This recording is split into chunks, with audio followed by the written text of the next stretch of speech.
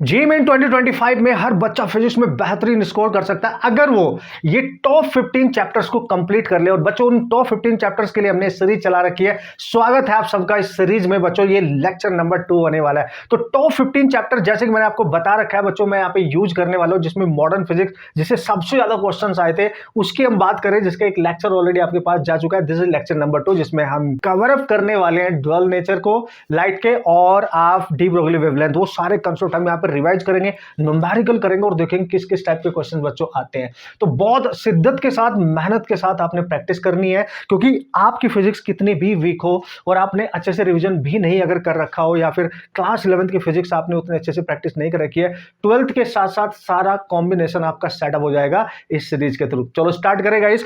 तो बात करने वाले हैं ड्यूअल नेचर ऑफ मैटर की गाइस, तो जिसमें फोटो इलेक्ट्रिक इफेक्ट और डी ब्रोगली वेवलेंथ, ये सारे कंसेप्ट जो मोस्ट इंपॉर्टेंट होते हैं ना गाइस, इस पर डिपेंडेंट हमेशा क्वेश्चन पूछे जाते हैं। ठीक है, तो चलो भाई ध्यान से देखते रहना और नोट्स प्रॉपर बनाते रहना, तभी आपको उसका फायदा मिलेगा। और 30 डेज का एक टारगेट है बच्चों, राइट। 30 डेज में आपका एक स्ट्रॉन्ग रिवीजन में करके देने वाला हूं, with numerical problem, with conceptual जो फंडामेंटल कॉन्सेप्ट होंगे। ठीक है, द वेरी फर्स्ट क्वेश्चन आज की लेक्चर का, तो चलो देख लेते हैं क्या है क्वेश्चन। जल्दी से आप भी देख लेंगे और पढ़ लेंगे और उसको समझ लेंगे। ठीक है, और बहुत बार आपने पढ़ा होगा, आप बोर्ड की तैयारी कर रहे हैं, 12th क्लास में है, फ्रेश ही मतलब, या फिर आप ऑब्वियसली ड्रॉप आउट आपने ले रखा है, तो आप बहुत ईमानदारी से अगर इसको फॉलो करेंगे तो विद इन 30 डेज वो मिलेगा जो आप चाहते हो इस सीरीज के थ्रू। फिजिक्स में एक बेस्ट स्कोर है ना, in the very first attempt, जो जनवरी में होने वाला है। अप्रैल तो बहुत दूर की बात है बॉस, हम इसी में 4 डालेंगे। ठीक है, देखो भाई, इसने बोला विच one of the following the correct variation of applied potential V versus photo electric current eight 2 different intensity. देखो यार, ये ना मतलब बोर्ड का बच्चा जो बोर्ड की तैयारी भी कर रहा होगा ना, वो भी इस क्वेश्चन को सॉल्व कर सकता है इजीली। मतलब सर क्या कहने की कोशिश कर रहे हो बच्चों, अगर आपको ग्राफ दे रखे होंगे ना, ये अप्लाइड वोल्टेज है और यहाँ पे लिखेंगे हम I, जो फोटो इलेक्ट्रिक करंट होती है, यानी करंट वर्सेस वोल्टेज का आपको ग्राफ गिवन है वेरी वेरी क्लियरली। और क्वेश्चन में बहुत क्लियर बोला है कि इंटेंसिटी अलग अलग है। उसने बोला I2 is greater than I1। ठीक है, तो मैंने क्या बोला आपको, हमने क्वेश्चन तो सॉल्व करना है, लेकिन उसके बिहाइंड जो कंसेप्ट है उसको अंडरस्टैंड करना है, जिससे फर्दर जो भी नेक्स्ट क्वेश्चन आएंगे वो भी हमारे से सॉल्व हो सके, है कि नहीं। देखो, जब भी कभी वो I वर्सेस V ग्राफ बनाएगा तो आपको एक चीज तो पता चली गई होगी ना यार, कि ये potential difference versus photo electric current है। तो फोटो इलेक्ट्रिक करंट मतलब फोटो इलेक्ट्रिक इफेक्ट वाला कॉन्सेप्ट यहाँ पे यूज कर लेना है। तो इंटेंसिटी इंक्रीज कर रहा है, I2 is greater than I1, मतलब इसका मतलब हम मान के चलेंगे जो फ्रीक्वेंसी है वो चेंज नहीं होगी।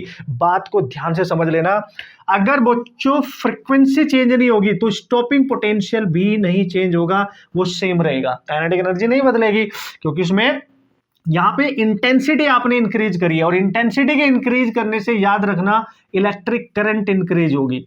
ठीक है, जो उसकी फोटो इलेक्ट्रिक करंट है वो इंक्रीज होती है, क्योंकि नंबर ऑफ फोटॉन्स इंक्रीज होते हैं इंटेंसिटी को इंक्रीज करने से। तो जो भी ग्राफ आपको मिलेगा ना, लेट्स सी I1 इंटेंसिटी का आप ग्राफ बना रहे हो, इस तरीके से मिलेगा कुछ।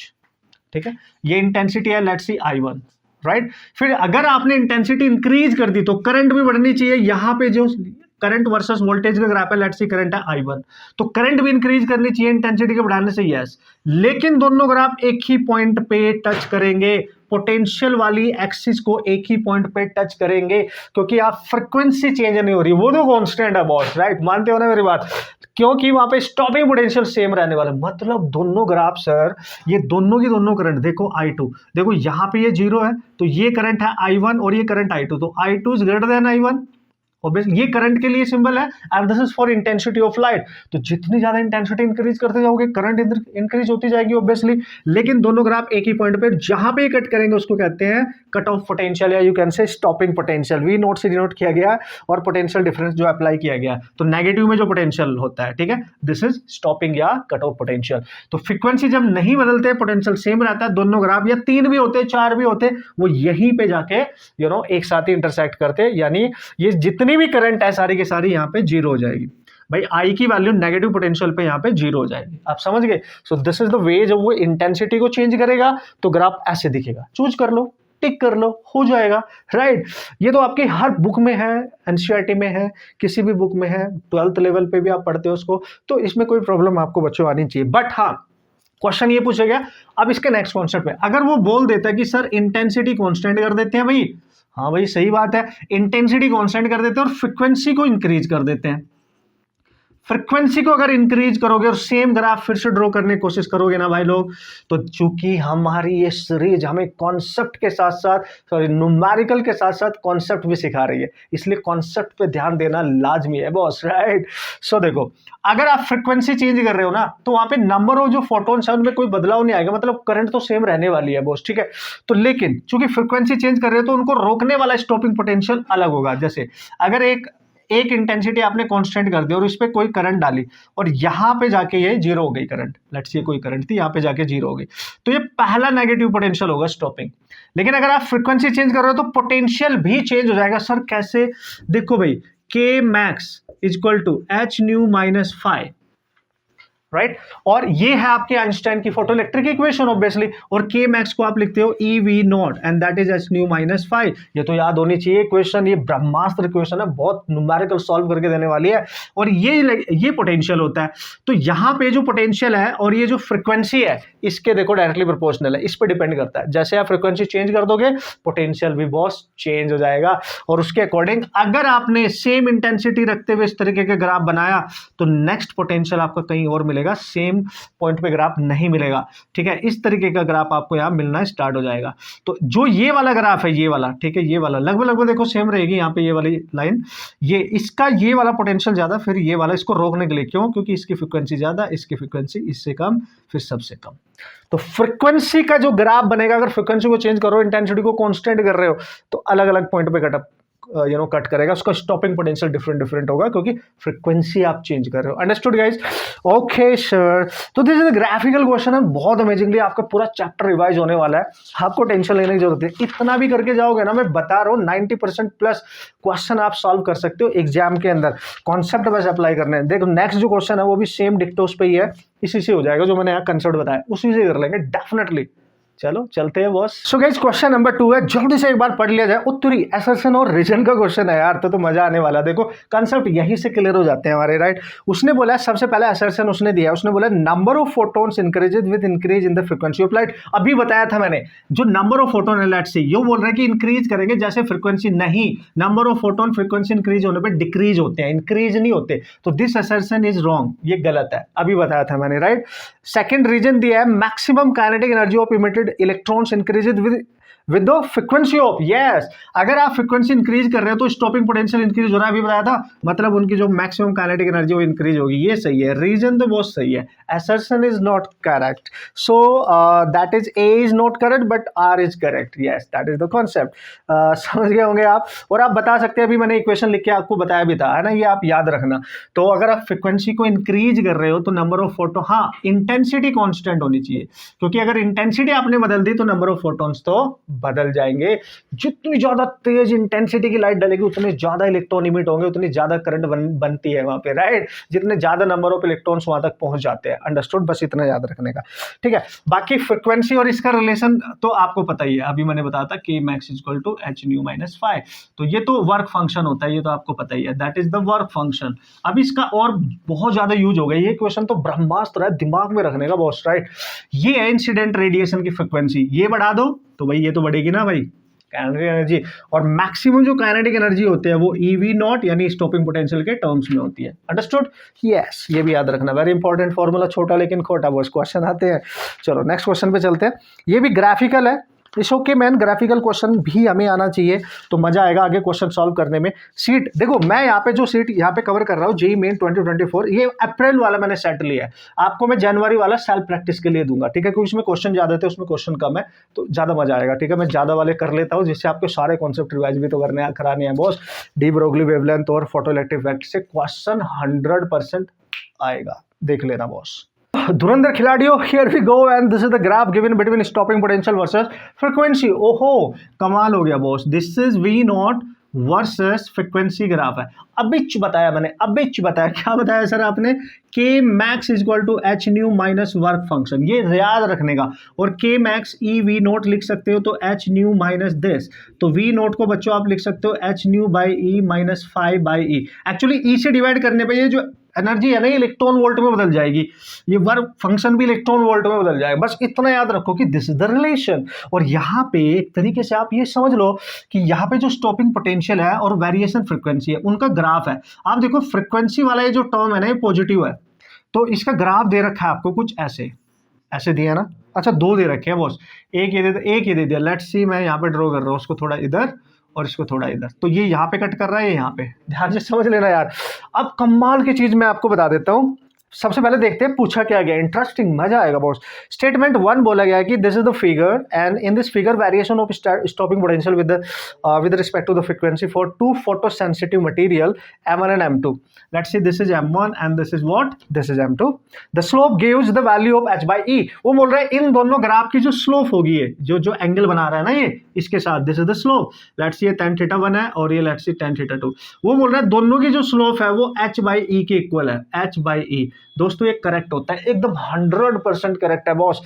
यानी स्टॉपिंग पोटेंशियल वर्सेस फ्रीक्वेंसी का जब भी कोई भी ग्राफ गिवन होगा फोटो इलेक्ट्रिक इफेक्ट वाले इस केस में, तो इन मटेरियल अलग अलग हो सकता है, उनका वर्क फंक्शन अलग अलग हो सकता है, अंडरस्टूड, लेकिन उनकी स्लोप कांस्टेंट होती है। देखो स्लोप कहां से मिलेगी, देखो वेरिएशन, अगर मैं इसको y एक्सिस मान लूं और इसको x एक्सिस मान लूं जो वेरी कर रहा है, जैसे फ्रीक्वेंसी को हम x मानते हैं ना वेरिएबल, तो उसके कोफिशिएंट जो होगा उसकी स्लोप होगी यानी x, और वर्क फंक्शन तो मटेरियल का कांस्टेंट ही रहता है, दैट इज c।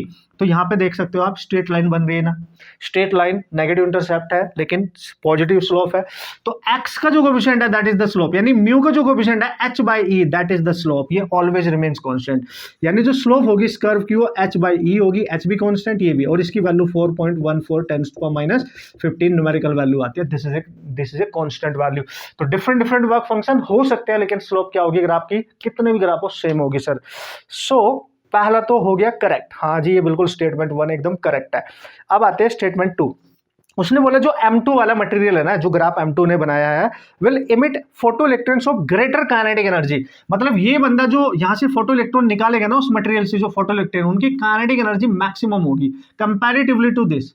हमें बताना है क्या ये सही है या ये गलत है, तो कैसे बताएंगे, हम बताएंगे इक्वेशन से। देखो भाई ये रही इक्वेशन, तो अभी लिखा था काइनेटिक, देखो भाई जिसका वर्क फंक्शन जितना ज्यादा होगा, आप ध्यान से, उसकी काइनेटिक एनर्जी उतनी आपकी ज्यादा होने वाली है। सो वर्क फंक्शन किसका ज्यादा होगा, बस यही ध्यान से ऑप्शन आपने समझना है। और क्वेश्चन में बोला है M2 will emit photo electrons of greater kinetic energy for incident radiation having same frequency. अगर आप फ्रीक्वेंसी सेम कर दो, कहां गया बॉस फ्रीक्वेंसी, कहां गई, ये रही, दिस इज द सेम। अगर इसको मैं सेम कर दूं तो इसकी जो काइनेटिक एनर्जी है और इसका जो वर्क फंक्शन है वो डायरेक्टली रिलेट करेंगे, और इसको सेम कर दो अगर आप, राइट इसको, तो यहाँ पे इसी से आपको रिलेशन सेट करना है बॉस। उसने बोला रेडिएशन सेम फ्रीक्वेंसी करनी है, और हमने क्या किया, अगर हम इसका वर्क फंक्शन देखने की कोशिश करेगा, ये ग्राफ को आप नीचे एक्सटेंड करो, ये यहाँ पे इंटरसेक्ट कर रहा है और ये वाला बंदा यहाँ पे इंटरसेक्ट कर रहा है, ठीक है। तो जब ये सेकंड ग्राफ इस ओरिजिन से इस V0 वाले एक्सिस पे जितने नीचे कट करेगा, जितने ज्यादा नीचे, इसका वर्क फंक्शन ही होगा, इसका वर्क फंक्शन ही होगा, आप ध्यान से देख सकते हैं। So this is the work function, this is the more work function than the first one. यानी इससे इलेक्ट्रॉन जिसका वर्क फंक्शन ज्यादा होता है ना बॉस, उस पर्टिकुलर मटेरियल से इलेक्ट्रॉन को इजेक्ट करना उतना ही डिफिकल्ट होता है, क्योंकि उसको ज्यादा एनर्जी की जरूरत होती है, राइट। तो इस वाले मटेरियल का वर्क फंक्शन ग्रेटर है। हमारे से पूछ रहा है क्वेश्चन में बॉस कि विच वन इज, स्टेटमेंट 1 और स्टेटमेंट 2 में से कौन सा स्टेटमेंट आपका करेक्ट है, इसकी बात कर रहा है, राइट। या ओके गाइस, तो स्टेटमेंट 2 देख लेते हैं भाई क्या। देखो स्टेटमेंट 1 तो हमारा बिल्कुल करेक्ट हो चुका है, वैसे मैंने रीजन उसका लिख दिया, डोंट वरी। उसने बोला M2 will emit photo electrons of greater kinetic energy, यानी जो M2 वाला कोई मटेरियल होगा उसका जो ग्राफ हमने बना रखा है, इससे निकलने वाले जो फोटो इलेक्ट्रॉन्स होंगे उनकी काइनेटिक एनर्जी ग्रेटर होगी for incident radiation having same frequency.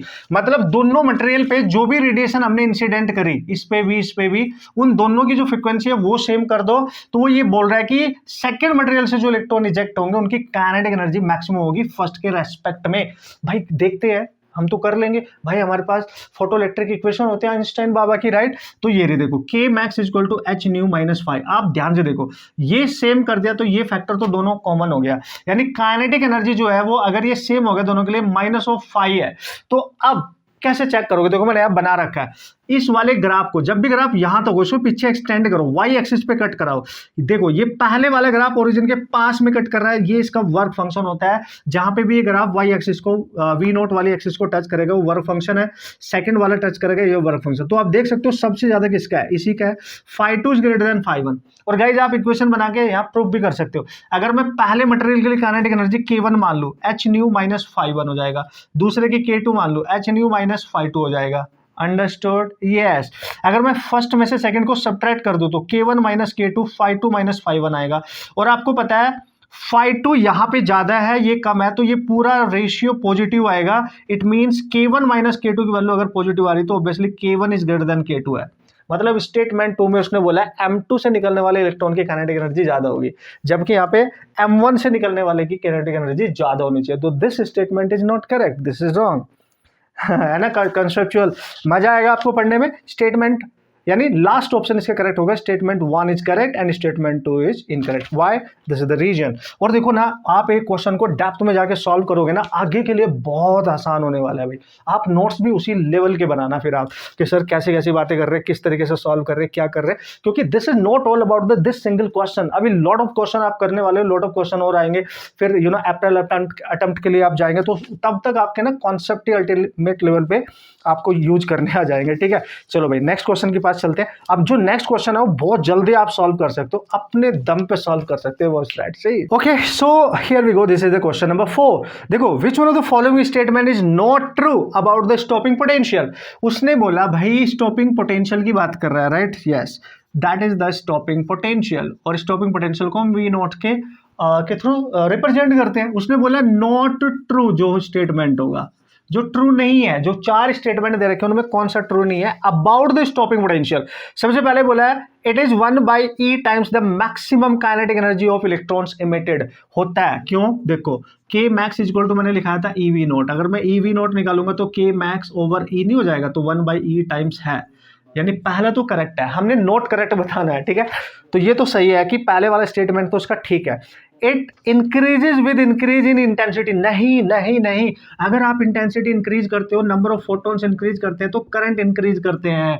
याद करो ये किस पे डिपेंड करता है? वी नोट तो डिपेंड करता है फ्रीक्वेंसी पे, यानी ये गलत हो गया, आगे जाने की जरूरत ही नहीं है।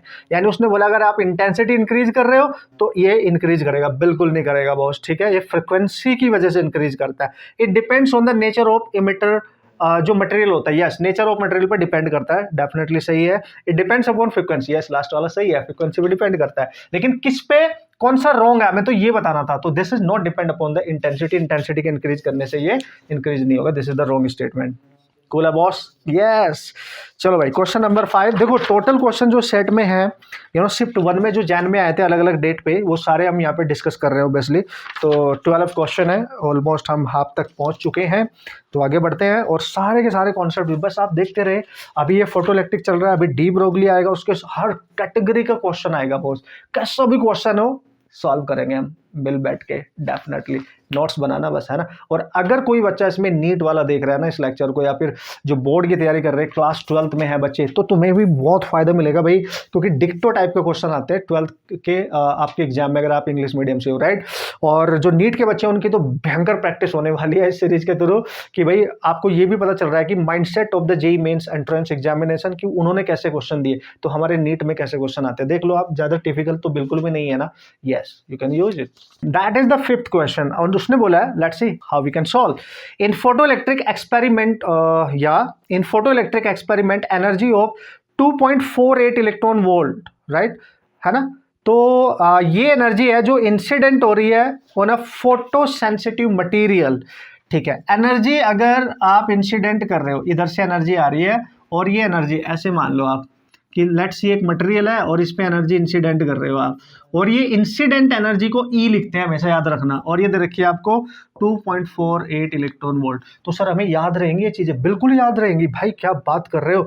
So the stopping potential was, इसका स्टॉपिंग पोटेंशियल भी दे रखा है मटेरियल का, दिस इज 0.5 वोल्ट, ठीक है भाई, वर्क फंक्शन बता दो इस मटेरियल का वर्क फंक्शन।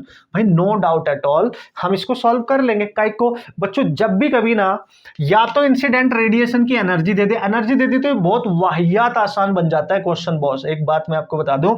लेकिन अगर वो वेवलेंथ या फ्रीक्वेंसी देता तो हमें एनर्जी निकालनी पड़ती। देखो एच सी बाई लैम्डा से अगर वेवलेंथ होती या एच न्यू से, आप समझो। और अगर वो एनर्जी इलेक्ट्रॉन वोल्ट में पूछता तो फिर हमें ई से भी डिवाइड करना पड़ता इलेक्ट्रॉन वोल्ट में कन्वर्ट करने के लिए, तो हमारी कैलकुलेशन इंक्रीज हो जाती यार। यस, तो हम बच गए। हमें इंसिडेंट रेडिएशन की एनर्जी गिवन है, स्टॉपिंग पोटेंशियल भी, तो यूज करो ना बाबा की इक्वेशन। तो बाबा की इक्वेशन क्या है बॉस? आइंस्टाइन बाबा ने क्या बोला था यार? उसने बोला जो एनर्जी आप इंसिडेंट कर रहे हो ना, वो जो इलेक्ट्रॉन यहाँ से इजेक्ट होंगे उनकी मैक्सिमम काइनेटिक एनर्जी प्लस इस वर्क फंक्शन उनको इजेक्ट कराने में जो वर्क फंक्शन होगा दैट इज उसके सम के इक्वल होगा। यहीं से तो लिख रहा था मैं बार बार equation, this is photoelectric effect equation जो आपकी बनती है, राइट। सो यहाँ से आपसे पूछा गया है स्टॉपिंग पोटेंशियल, तो how we can calculate stopping potential? तो हम क्या करेंगे, इसको इधर लेके आओ, तो मैं के मैक्स निकाल लूंगा और मैं ई माइनस 5 लिखूंगा और इसकी वैल्यू मेरे को पता है ई वी नॉट होती है boss, and this is E minus this. Okay, तो हमें वी नॉट चाहिए। हाँ, no no no, V naught तो दे रखा है, चलो इसको ई बाई ई लिख लेते हैं, 5 बाई ई लिख लेते हैं। वी नोट हमें दे रखा है 0.5 वोल्ट, और ये एनर्जी पर, ये जो एनर्जी है ये जूल में होती है। अगर ई से डिवाइड कर दो तो पूरा इलेक्ट्रॉन वोल्ट में बनेगा, और एनर्जी ऑलरेडी इलेक्ट्रॉन वोल्ट में दे रखी है, इसी चीज का ख्याल रखना है बस। तो 2.48 लिख दो माइनस वर्क फंक्शन। यस, पूछा है वर्क फंक्शन हम इलेक्ट्रॉन वोल्ट में निकालेंगे, ठीक है, कूल। तो देखो यहां से इसको इधर लेके जाओ, उसको इधर लेके आओ, तो दिस इज 2.48 और माइनस 0.5, तो कितना बचेगा 2.48 एंड 0.50, तो 891 इतना बचेगा electron volt. This is your work function. You just use this equation guys, this is amazing. बस ये टर्म्स पता होने चाहिए, सब कुछ पता होना चाहिए, थोड़ी बहुत ही सिंपल वाली बचपन वाली कैलकुलेशन है यार, बचपन में नहीं किया करते थे अजय जी कैलकुलेशन, छोटी छोटी। So this is how you can crack your entrance examination question and JEE mains में बॉस। ये आया था 6 अप्रैल शिफ्ट 1 ओके 2024। या चलो सर, अब चलते हैं question number 6, and question number 6 is the very theoretical basic question. अगर आपने जस्ट चैप्टर को पढ़ा भी होगा तब भी हो जाएगा, don't worry, let's see. Okay boss, question number 6 जैसे मैं पढ़ूं वैसे ही आंसर कर दो, क्योंकि मेरे को पता है आप कर दोगे बॉस।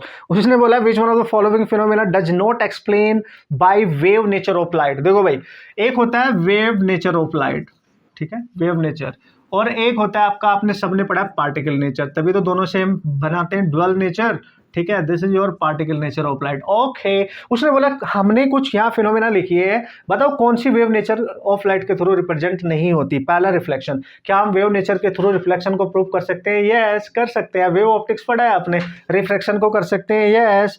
और क्या है, इंटरफेरेंस, यस। Diffraction, yes. और क्या है सर, पोलराइजेशन, यस। ये सब वेव नेचर वेव ऑप्टिक्स में आपने पढ़े।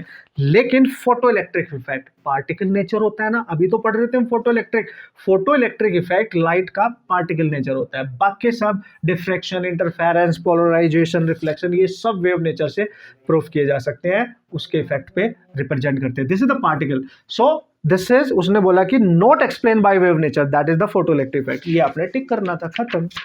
ओके, वाओ सर, ऐसे भी क्वेश्चन आते हैं, यस। लेकिन इसमें एक पंगा ये होता है, अगर आपको ये कॉन्सेप्ट नहीं पता, ये बेसिक सी चीजें नहीं पता, तो 4 नंबर फ्री के, 4 ने एक्चुअली गलत करके आओगे तो 5 ही जाएंगे ना भाई, तो 5 नंबर गए बॉस। अब चलते हैं next question number 7। Okay guys, question number 7 में देखते हैं क्या बोला गया। उसने बोला When UV light of wavelength 300 nanometre is incident, यानी जो लाइट इंसिडेंट करती है उसकी जो लाइट की वेवलेंथ है उसको इंसिडेंट रेडिएशन मान के चलेंगे आप। यानी कोई भी मटेरियल है, अगर उस पर कोई भी लाइट इंसिडेंट कर रही है, ये यूवी लाइट बोला है उसने, ठीक है सर, और इसकी जो वेवलेंथ है वो दे रखी है, इस बार एनर्जी दी, इंसिडेंट रेडिएशन की वेवलेंथ दे रखी है 300 nanometre. Okay, incident on a metal surface having work function, इसका वर्क फंक्शन दे रखा है, अच्छी बात है, 2.13 इलेक्ट्रॉन वोल्ट में। कन्वर्ट करने की जरूरत है ही नहीं बॉस, आप मेरी बकवास सुन रहे हो और समझ में भी आ रहा है बॉस, बता दे रहे ना, ठीक है। सो उसने बोला कि electron emission take place the stopping potential, कर लेंगे ना यार, अभी तो किया था ऐसा क्वेश्चन। जब भी ऐसे ऐसे क्वेश्चन आए, इंसिडेंट रेडिएशन की वेवलेंथ या फ्रीक्वेंसी या एनर्जी दे रखी हो, वर्क फंक्शन पूछ ले या वर्क फंक्शन दे रखा हो, स्टॉपिंग पोटेंशियल पूछ ले या काइनेटिक एनर्जी पूछ ले या वेलोसिटी, ऑलवेज यूज बाबा की equation boss. What is that sir? K max is equal to E minus phi. Now see what you have to calculate, guys. So this is K max. Okay sir, stopping potential तो पूछा है sir हमारे से, तो हम लिखेंगे E V naught, तो that is E minus phi, तो हम लिखेंगे V naught is equal to E that is small E that is 5/e। अब तो तुम्हें याद हो जाए, ये 100% यार, अब आप भूल ही नहीं सकते, राइट। तो ये निकालना है बॉस। अब देखो, अब पंगा पता है क्या है, यहाँ पे एनर्जी नहीं गिवन है, लेकिन एनर्जी को मैंने बोला था वेवलेंथ गिवन है, तो आप लिख सकते हो hc/λ, और ई तो है, ठीक है। तो ये है आपके पास, और माइनस ये work function phi, work function by E, तो ये इलेक्ट्रॉन वोल्ट हो जाता है, तो एज इट इज दे रखा है, तो लिख दो 2.13। अगर ये मिल जाए मेरे को, बात बन जाए यार, मेरा आंसर आ जाएगा यार। लेकिन अगर आप क्वेश्चन में ध्यान से देखोगे ना, इसमें गिवन वैल्यू, और जो गिवन वैल्यू होता है उनका यूज कर लिया करो भाई स्मार्टली, अदरवाइज ये लेंदी हो जाएगा क्वेश्चन, अभी के अभी कैलकुलेशन करनी पड़ जाएगी हमारे को। तो क्यों ना करे सर कैलकुलेशन। देखो उसमें ना HC की वैल्यू ऑलरेडी दे रखी है, HC वो है 1240, और सबसे अच्छी बात है इलेक्ट्रॉन वोल्ट नैनोमीटर में आपको दे रखी है, तो इसकी यूनिट जो है उसमें E ऑलरेडी है। तो जब आप यहाँ पुट करोगे E कैंसिल हो जाएगा, बस लैम्डा की वैल्यू पुट करनी है आपने। मतलब सर, मतलब आपको वैल्यू दे रखी है ना जो 1240, बस वो एज इट इज लेनी है और लैम्डा से डिवाइड करना है। और देखो नैनोमीटर भी है, टेंशन नहीं लेने का, देखो नैनोमीटर भी है। तो जब आप यहाँ पे पुट करोगे ना, अगर मैं लिख दूँ EVNM और नीचे लिखोगे आप लैम्डा 300 नैनोमीटर, तो 300 नैनोमीटर माइनस 2.13, ठीक है। देखो सब कैंसिल हो रहा है, और ये ई भी बचेगा, ई कैंसिल, वोल्ट बचेगा बस, नैनोमीटर नैनोमीटर कैंसिल, एक जीरो कैंसिल। तो जब 30 से इसको डिवाइड करोगे बॉस, तो आंसर कितना बन रहा है, देखो 3 से इसको करो 4, हाँ ये 1.3 और डिवाइड में 10 माइनस 2.13, तो ये 10 से डिवाइड करोगे तो 4.13 माइनस 2.13, तो लगभग यही तो आ रहा है। तो what is V naught, that is 2 volt.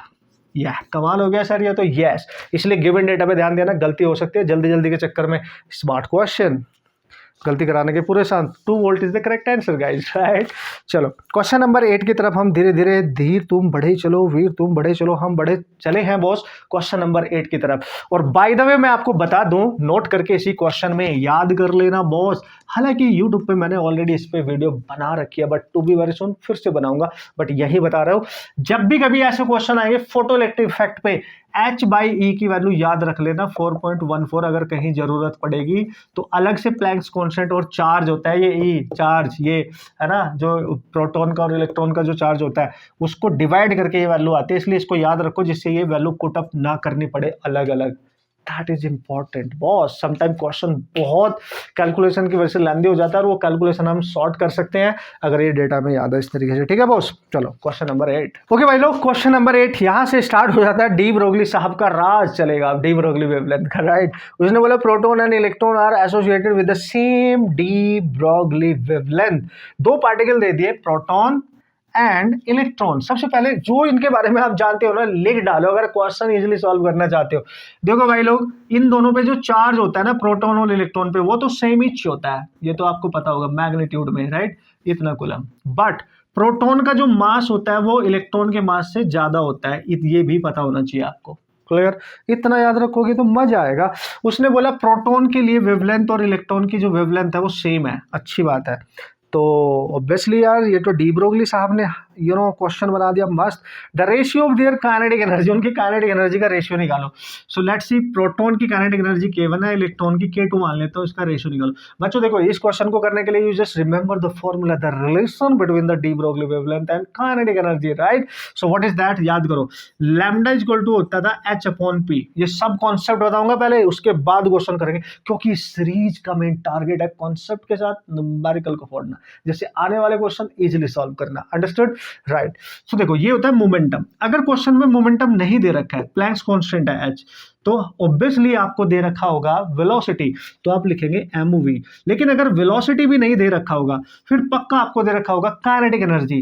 तो हमें पता है बच्चों, अगर आपको याद हो क्लास 11th अपनी, तो काइनेटिक एनर्जी और मोमेंटम में रिलेशन होता था दिस वन, और इसको यहाँ मल्टीप्लाई कर दोगे तो अंडर रूट में p निकाल के 2mk लिख सकते हो। और इस क्वेश्चन में उसने काइनेटिक एनर्जी के रेफरेंस में ही तो पूछा है उसने। ये तो कांस्टेंट हो गया, ये भी कांस्टेंट हो गया। अगर आप ध्यान से देखो, डी ब्रोगली जो वेवलेंथ है इस रिलेशन के अकॉर्डिंग अंडर रूट mk पे डिपेंड कर रही है, यानी अलग अलग मास डी ब्रोगली वेवलेंथ चेंज हो जाएगी, के अलग अलग डी ब्रोगली वेवलेंथ चेंज हो जाएगी। हमारे से के का रेशियो पूछा है भाई, तो हम क्या करेंगे, पहले की यानी प्रोटॉन को 1 माना है हमने और इसको 2, इसकी वेवलेंथ डिवाइड में इसकी, रेशियो बना रहा हूं मैं, और चूंकि इनवर्सली प्रोपोर्शनल है तो सेकंड वाले का ऊपर जाएगा, यानी m2 k2 डिवाइड में m1 k1, ये ऊपर जाएगा, है कि नहीं बॉस।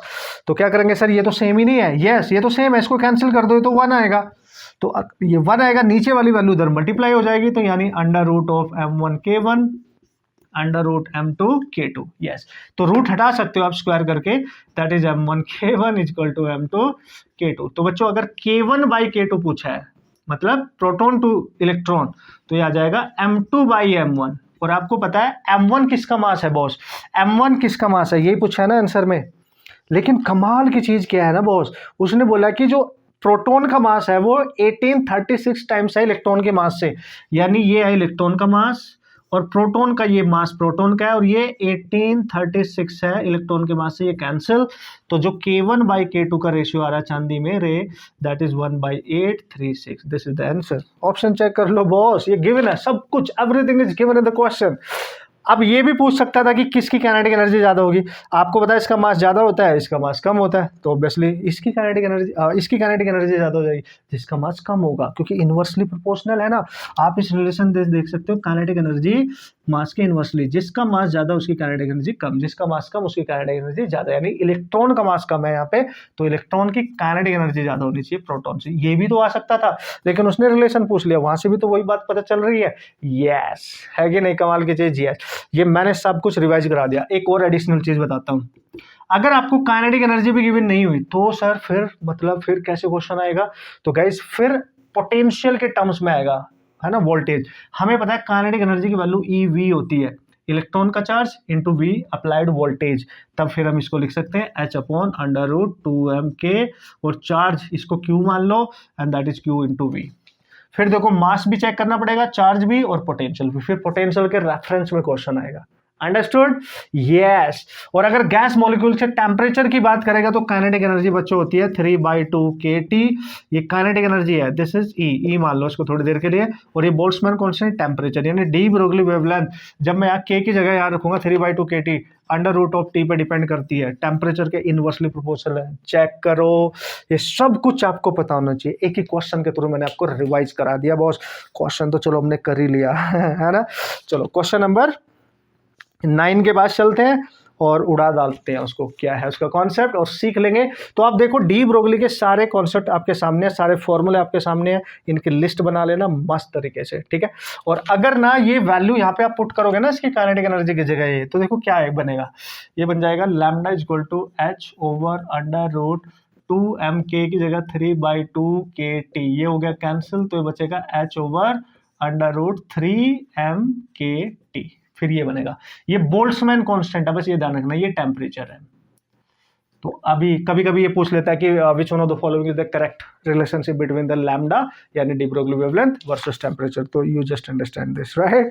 चलो भाई नेक्स्ट क्वेश्चन देखते हैं क्या है उसकी कहानी। बच्चों आपने एक चीज तो गौर की होगी यार, सबसे ज्यादा जो इंपॉर्टेंट है इसमें वो ये है कि मैक्सिमम क्वेश्चन बेसिक कंसेप्ट और फॉर्मूला बेस्ड है, सो फोकस ऑन फॉर्मूलाज। सबकी लिस्ट बना डालो, नहीं पता तो मेरे को बताओ, और मेरी बुक अगर आपके पास नहीं है वो बुक यार जल्दी से जल्दी ऑर्डर कर डालो, यूकन फिजिक्स की अमेजिंग सारे फॉर्मूला लिस्ट है उसमें, सारे फॉर्मूला डिपेंडेंट न्यूमेरिकल है उसमें, शॉर्ट ट्रिक्स है उसमें, जितने भी मैक्सिमम पॉसिबल मैंने क्रिएट करी है, तो यार उसके थ्रू आपका रिवीजन क्या सब कुछ प्रैक्टिस बहुत अमेजिंग हो जाएगी, ठीक है। जिन बच्चों बच्चे नहीं हो, जिनके पास नहीं है ना, चेक कर लेना, लिंक मिल जाएगा डिस्क्रिप्शन में, राइट। चलो नेक्स्ट क्वेश्चन है क्वेश्चन नंबर 9, उसमें average force exerted on a non reflecting surface. देखो दो तरीके के सरफेस हो सकते हैं, मान लिया कोई रेडिएशन मैंने सरफेस पे इंसिडेंट कराई, या तो ये इससे रिफ्लेक्ट नहीं होगी, मतलब ये एब्जॉर्ब कर ली जाएगी, इसको कहते हैं नॉन रिफ्लेक्टिंग, ठीक है, नॉन रिफ्लेक्टिंग। अगर ये नॉन रिफ्लेक्टिंग है तो ये वापस नहीं जा पाएगी यहाँ से, ये पूरी एनर्जी को एब्जॉर्ब कर लेगा, तो उसने तो बोल दिया कि नॉन रिफ्लेक्टिंग है। एट नॉर्मल इंसिडेंस कर रहा है और इतना फोर्स लगा रहा है, तो नॉर्मल का मतलब वो लाइट ऐसे इंसिडेंट कर रही है, और जब वो इस सरफेस पे टकरा रही है तो फोर्स एग्जर्ट कर रही है यहाँ पे 2.4 10⁻⁻⁴ न्यूटन का। ठीक है बच्चों, yes. If 360 watt per centimetre square is the light energy flux, यानी उस लाइट एनर्जी दे रखी है आपको, that is 360 watt per metre square, sorry centimetre square. तो जब भी कभी वॉट पर सेंटीमीटर, यानी ये इंटेंसिटी होती है जिसको उसने बोला है एनर्जी फ्लक्स, मतलब एनर्जी जो वहां पे पावर इंसिडेंट कर रही है पर सेंटीमीटर स्क्वायर, वो उसकी इंटेंसिटी होती है। इससे यूनिट से पहचान लिया करो। और अब आप इसको क्या करोगे, 360, ये तो चलो ठीक है वॉट, सेंटीमीटर को मीटर में कन्वर्ट करोगे, है ना, ध्यान से समझना, ये जरूर करना है। 360 डिवाइड में सेंटीमीटर स्क्वायर को मीटर में, तो 10⁻⁴ हो जाएगा। This is the intensity. Force भी पता चल गया, इंटेंसिटी भी पता चल गई। और during a span of 1 hour 30 minute, okay, 1 घंटा 30 मिनट के स्पैन में ऐसा हो रहा है, इतनी एनर्जी इंसिडेंट हो रही है। The area of the surface, जिस सरफेस पे एनर्जी डल रही है उसका एरिया बताओ। ऐसा कोई भी क्वेश्चन जब भी आए और ये नॉन रिफ्लेक्टिंग का केस हो, तो फोर्स का फॉर्मूला होता है बच्चों, याद रखना, IA/C, याद रखना। ये है नॉन रिफ्लेक्टिंग के केस में। अगर वो कंप्लीटली रिफ्लेक्टिंग सरफेस हो, रिफ्लेक्टिंग हो अगर, ये भी बता दूं मैं आपको, दो ही तरीके के क्वेश्चन आते हैं, तो इसको 2 टाइम कर देना है, IA/C, तब ये 2 टाइम्स हो जाता है। डन, बस हम यहाँ पे ये यूज करेंगे, हमारा क्वेश्चन सॉल्व हो जाएगा। तो हमारे से पूछा एरिया, तो फोर्स कितना है भाई, 2.4 इंटू 10⁻⁴। इंटेंसिटी कितनी है भाई, 360 बाई 10⁻⁴, इंटू एरिया निकालना है, डिवाइड में C is the speed of light. Area निकाल लो, यहाँ से सॉल्व कर लोगे तो आपका आंसर बन जाएगा गाइस।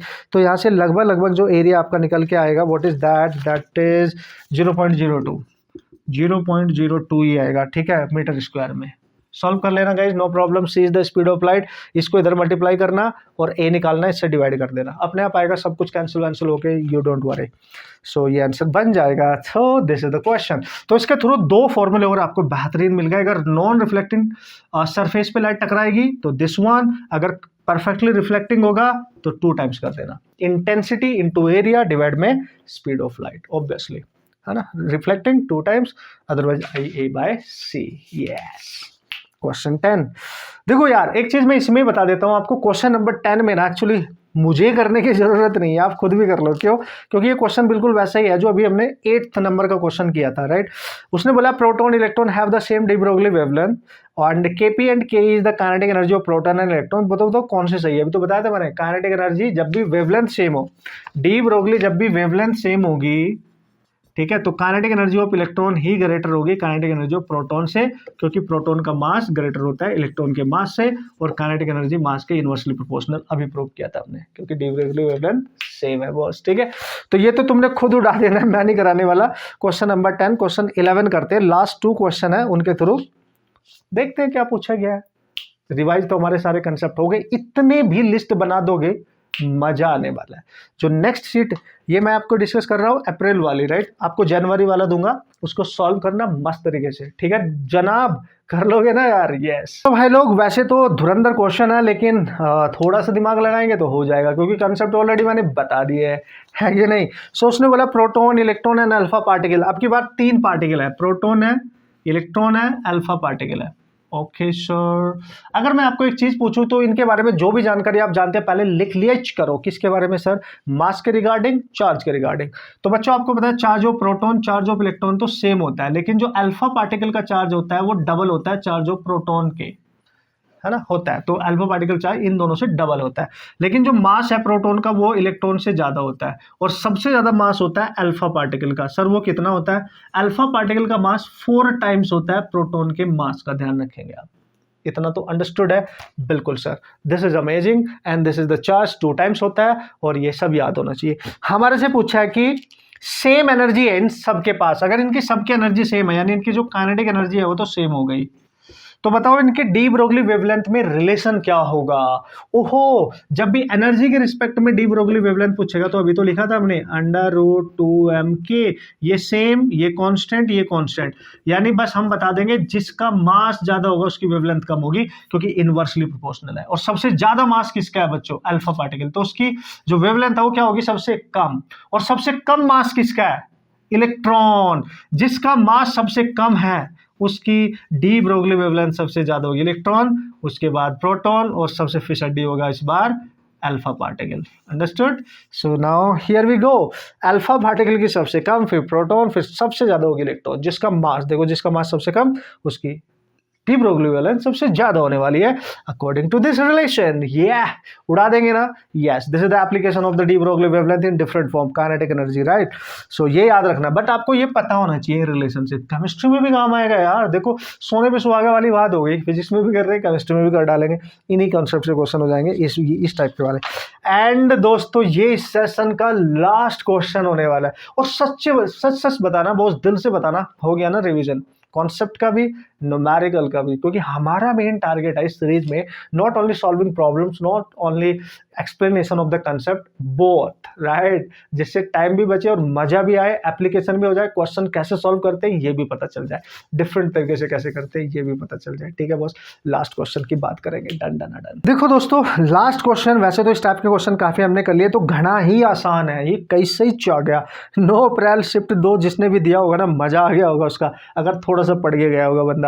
यूवी लाइट ऑफ इतने इलेक्ट्रॉन वोल्ट, मतलब कोई यूवी लाइट आ रही है और उसकी इंसिडेंट एनर्जी दे रखी है, that is 4.13 electron volt. Ultraviolet light किसी सरफेस पर टकरा रही है, incident on A photosensitive material surface. जब मैंने आपको बताया था, जब भी इंसिडेंट लाइट की बात करेगा ई से डिनोट करेंगे। अंडरस्टूड। हैविंग वर्क फंक्शन, ओहो कमाल हो गया बॉस, अब ये भी नहीं कर पाओगे तो कैसे काम चलेगा बॉस। वर्क फंक्शन भी दे दिया, क्या ही पूछेगा, मैक्सिमम काइनेटिक एनर्जी है, स्टॉपिंग पोटेंशियल, इसमें तो मैक्सिमम काइनेटिक एनर्जी पूछ रहा है यार।